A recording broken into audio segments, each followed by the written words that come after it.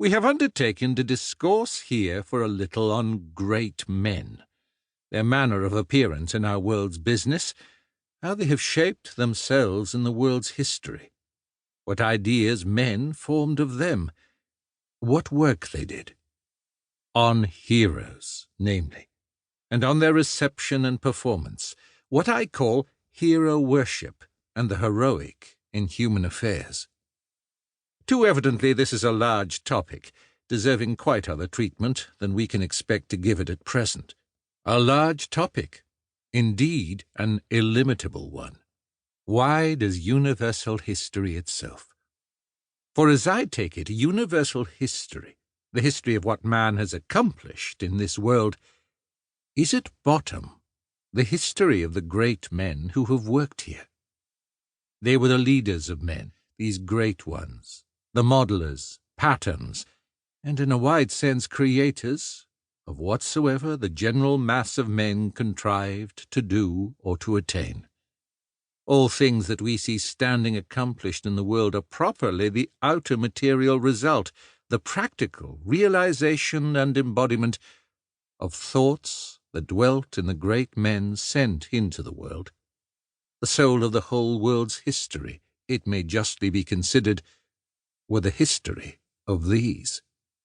Too clearly it is a topic we shall do no justice to in this place. One comfort is that great men, taken up in any way, are profitable company. We cannot look, however imperfectly, upon a great man without gaining something by him. He is the living light fountain, which it is good and pleasant to be near. The light which enlightens, which has enlightened the darkness of the world. And this is not as a kindled lamp only, but rather as a natural luminary shining by the gift of heaven. A flowing light fountain, as I say, of native, original insight, of manhood and heroic nobleness, in whose radiance all souls feel that it is well with them. On any terms whatsoever, you will not grudge to wander in such neighborhood for a while. These 6 classes of heroes, chosen out of widely distant countries and epochs, and in mere external figure, differing altogether, ought, if we look faithfully at them, to illustrate several things for us. Could we see them well, we should get some glimpses into the very marrow of the world's history. How happy could I but in any measure in such times as these make manifest to you the meanings of heroism, the divine relation, for I may well call it such, which in all times unites a great man to other men, and thus, as it were, not exhaust my subject, but so much as break ground on it. At all events, I must make the attempt.